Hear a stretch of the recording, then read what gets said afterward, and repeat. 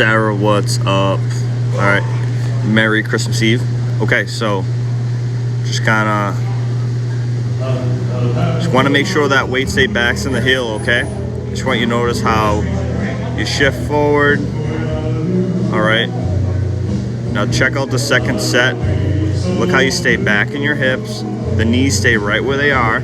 Okay, and then you come straight up. All right, there's very, very little knee movement forward, and just kind of look at the space between the edge of the butt and the power rack, and just notice how that distance, and then I'm going to just take a look at this first rep. Look how much more distance there is between the butt and the bench. Okay, so I want every rep to look exactly like that. Okay, see how you're sitting back in your hips, you're keeping your knees tight. Okay, and then this last one, notice how that distance, the weight shifts forward on the toes. So I want you to sit back on your hips just like that second rep, okay?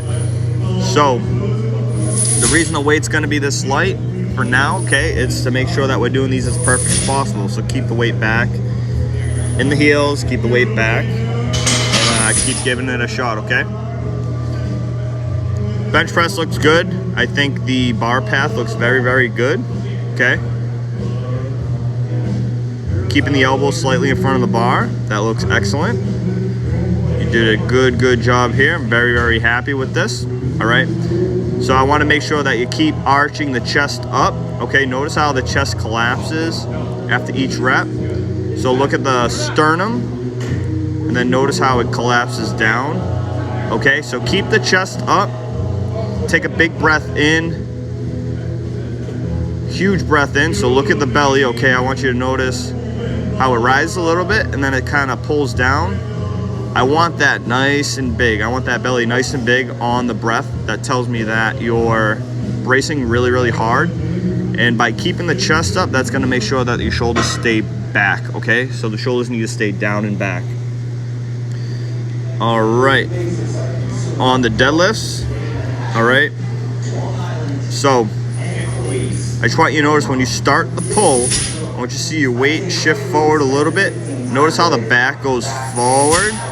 All right, so that's telling me that the weight's rocking onto your toes. So I need to make sure that the weight stays back in your heels. So when you set your hips, squeeze your chest up and shift your weight back on your heels before you start, okay? I know the weight's still kind of light, but we need to make sure that we're rocking the weight. This one's a little bit better, okay?